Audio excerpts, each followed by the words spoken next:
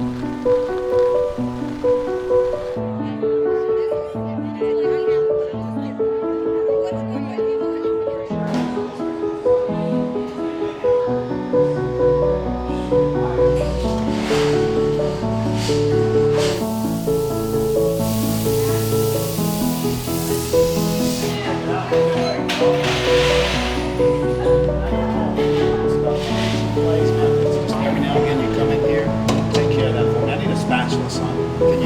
used to cook in the back of a rider truck. There's no line until, you remember the Timothy McVeigh thing in Oklahoma, the bombing, really kind of put a flux on me because I was doing a lot of corporate stuff in Atlanta. I'd rent these rider trucks, get the fold-out tables, fold them out, and I had to clip lights, and we would cook out of the back of this rider truck. And that's kind of how we started the cooking fresh on site. And occasionally I would do a pool trailer, but it was always our style, and it kind of gave us an edge in the market because people really liked that idea of, you know, cooking fresh on site.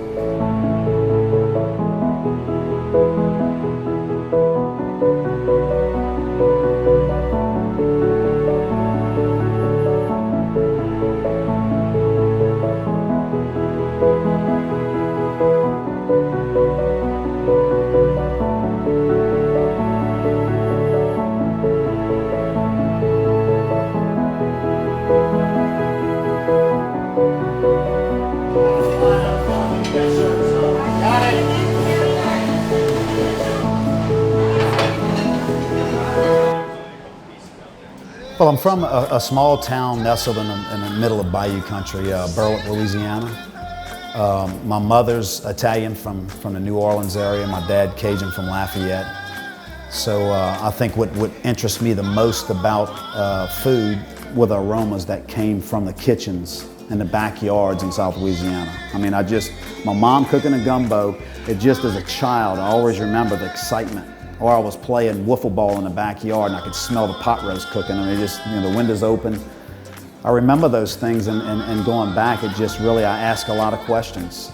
And I didn't think it was abnormal because a lot of men cook in South Louisiana. So it was just something I really took a liking to. And by the time I was 15, 16 years old, I was able to develop a lot of these recipes myself. Like, you know, people can taste the love that we put into the cuisine. You know, it's not hard to make a meatball. You know, if you love what you do, I believe it really shows in what we do for sure.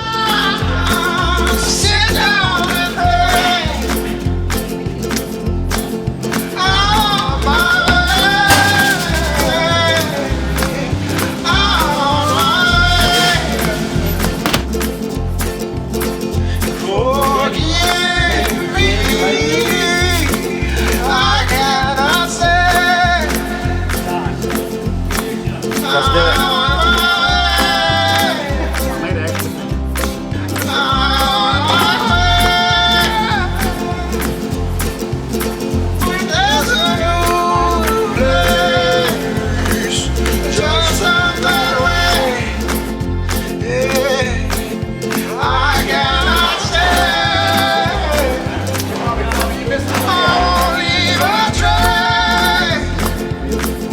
I thought of doing things outside. I didn't know what it was going to be, but places like California, I can remember places like Boston really interest me. I didn't know what they were. We didn't do a lot of traveling as kids other than to the Carolinas and a bunch to the beach. But places like that really, you know, interest me. And when I finally got to where I was at comfortably from a culinary standpoint, I took 2 months and went out west. I landed in Atlanta, and the Atlanta Classic was fixing to go on. And being a chef, you know, I said, shoot, man, through the Chefs Association, I hooked up with Emery Herr, the general manager of Atlanta Country Club. And I helped them for the full week of the Atlanta Classic. And during that time, they asked me to cook an employee meal. And I said, shoot, what better than a jambalaya? Well, little did I know that that was kind of the start of Chef Kern Chef Chiasson, it used to be at the time, in Atlanta. I cooked that jambalaya and people really, it was an employee meal, and it quickly became other chefs like at Dunwoody Country Club of South was just starting at the time, Cherokee Town and Country Club. These chefs tasted that and knew right away that they wanted some of that Louisiana training in their clubs, so it wasn't 2 weeks later I started Chef Kern's chef service and started leasing myself as an executive chef to a lot of the country clubs, hotels.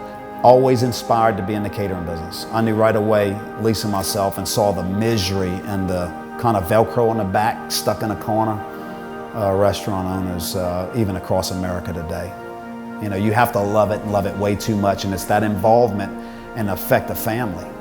And I got to see that in some of the restaurants. They would fire the executive chef, I'd fill in, keep the menu rolling, keep the stock coming in the back door, but I also heard all the complaints from family members and stuff. Everybody wanted to vent to me, and I was like, wow, man, this is family destruction. And again, we appreciate you coming out. We love what we do, and it's hard sometimes, but I owe all of our success to you guys, man, standing around this room right here. And I wish we could have everybody with us, you know. We really had probably one of the busiest months we've ever had, and we did it with a skeleton crew, really, in comparison to the crews of the past, you know. Mm-hmm. So,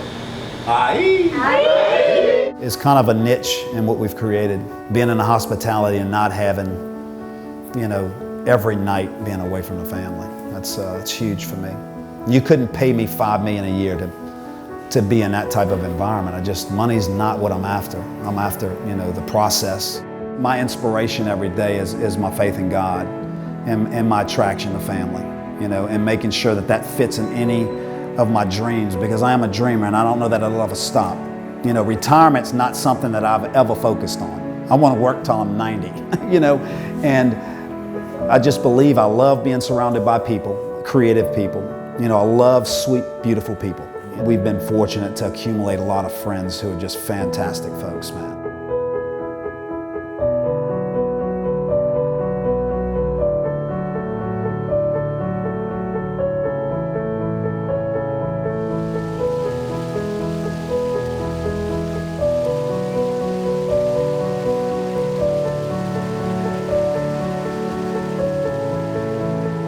We want people to be aware of what we're doing, and I think the next steps are really crucial.